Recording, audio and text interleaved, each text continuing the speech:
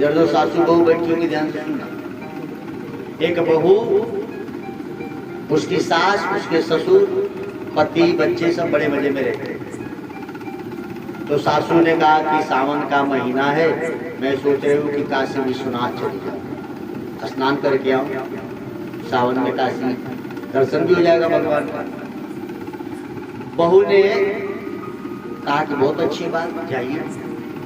सास और ससुर जी काशी जाने की व्यवस्था बनाई, टिकट वगैरह करेंगे।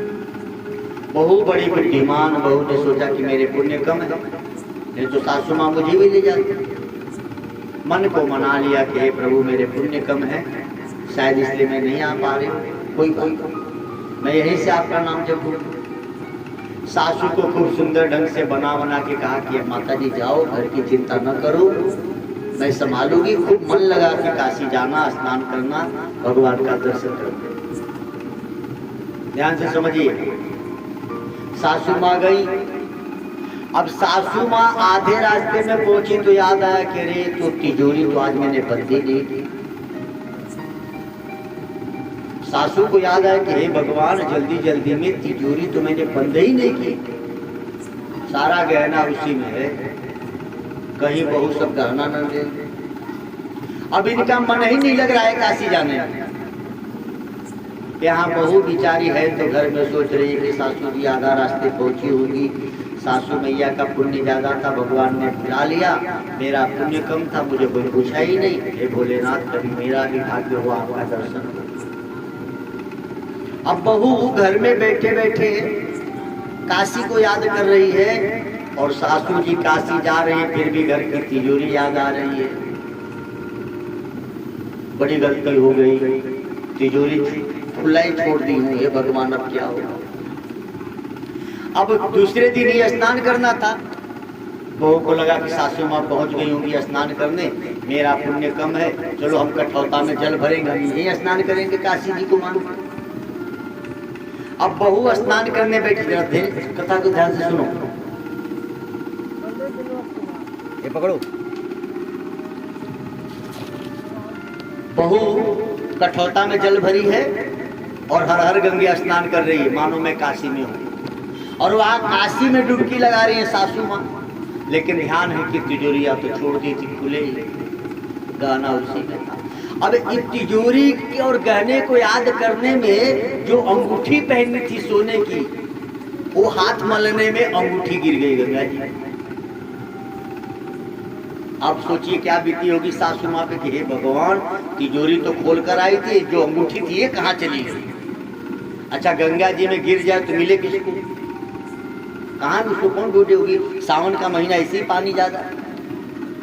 और यहाँ बहू बेचारी स्नान कर रही है कठौते में, और कठौते का जल जब सिर पे डालने लगी तो अंगूठी मिली कठौते। बहू ने सोचा ये अंगूठी तो सासू माँ पहन कर गई थी, इसमें कहाँ आ गई। लेकिन बहू को क्या, बहू को तो धुन सवार थी काशी की।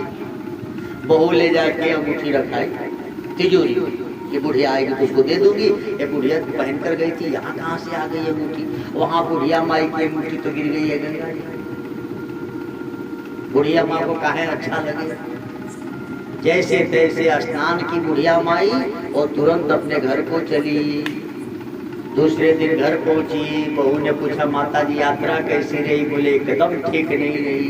बोले क्यों, अरे बोले आधे रास्ते पहुंची थी तो याद आया कि तिजोरी तो खोल के चली आई थी, पूरा ध्यान तिजोरी पे। स्नान करने गई तो अंगूठी जो पहन कर गई थी वो गंगा जी में गिर गई। अब तू बता भला मन लगेगा। बहू लेकर आई अंगूठी की, यही तो नहीं थी। बोले अरे ये अंगूठी तो वहां गिरी थी, तुझे कैसे मिली। तो बहू ने कहा कि मैया मोरी, मैं मन से वहां थी, आप मन से यहाँ। तो आपकी अंगूठी गंगा में गिरी तो मेरी कठौता की गंगा में मिल गई, और आप सच में गंगा में नहा रही थी, फिर भी आपको गंगा जी ने देखा। इसका अर्थ यह है कि आप जहां रहिए वहीं से यदि भगवत नाम जप ध्यान करें तो हम वहीं से पवित्र होंगे और परमात्मा हमारी वहीं सुनी। लेकिन यहाँ तो बड़ी समस्या है, बगल में हनुमान जी है, तुम पर विश्वास नहीं, बोले बालाजी जाएंगे तभी काम करेगा। बगल में हनुमानगढ़ी अयोध्या, सोचिए आप लोग के यहाँ तो कितना भाग्य है, आप सबका इतना पास में, इतना सुंदर धर्म तीर्थ स्थल, लेकिन हमारा मन ही चंगा नहीं है। हम लोग जहां नाम सुने वहां चले नहीं, नाम से काम नहीं होता साहब। आपकी श्रद्धा जहां अडिग हो जाएगी वही काम हो जाएगा। तो मन चंगा तो कठोर नहीं। गंगा